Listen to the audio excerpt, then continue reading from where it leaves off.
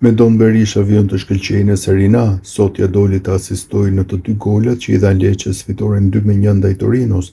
Berisha mori dhe çmimin e tretë për këtë edicion si lojtari më i mirë i ndeshjes. Mesfushori i kombëtarëve shqiptarë vendosi të veçojë portierin Falcone të Lecce që i prishi punë Cristian Aslanit duke pritur penalltin. Ky i fundit gaboi nga pika e bardhë në minutën e 91. Është një ndeshje shumë e rëndësishme, e merituam, është një fitore shumë e madhe. Sa deciziv ishte Falcone, shumë deciziv, duhet ta falenderoj atë pasi ai shpëtoi ndeshjen. Kualiteti në mesfush kontribuova për skuadrën, por Koulibaly dhe Ramadani gjithashtu më ndihmuan, u shpreh me Don Berisha pas ndeshjes.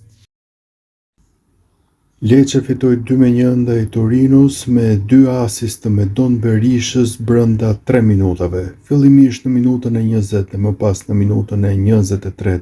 Goli i dytë u konfirmua dhe nga vari. Koulibaly dhe Banda përfituan nga topat që dha mesfushori i kombëtares shqiptare.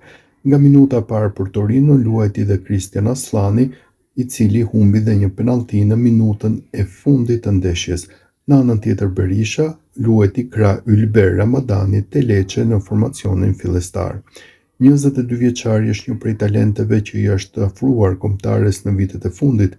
Berisha megjithatë nuk mori asnjë minutë në kualifikueset e botrorit 2026, në të cilat Shqipëria arriti play-offin duke u renditur në vendin e dytë në grup. Trajneri Silvinho e preferoi vetëm për sfidat miqësore gjatë kësaj kohe. Cristian Aslani humbi penalltin që do të kishte barazuar 2-2 ndeshjen e Torinos ndaj Lecces. Mesfushori kombëtares gaboi nga pika e bardhë në minutën e 91.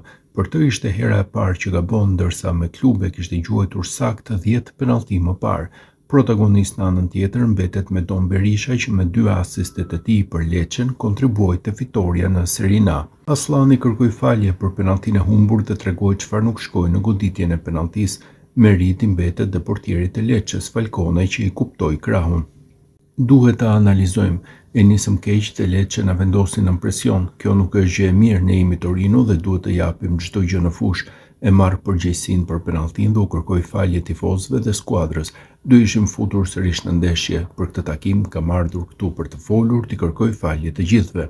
Nuk kemi ruajtur vazhdimsinë që kishin para pushimit për shkak të kombëtarëve. Duhet ta kuptojmë këtë situatë. Nuk mund të vim ndaj Lecces dhe të luajmë 30 minutat e para se sot. Problemi nuk e di kush është. Ndoshta u friksuam pak pasi posuam golin, por nuk duhet të ndodhte. Kemi energji dhe kualitet.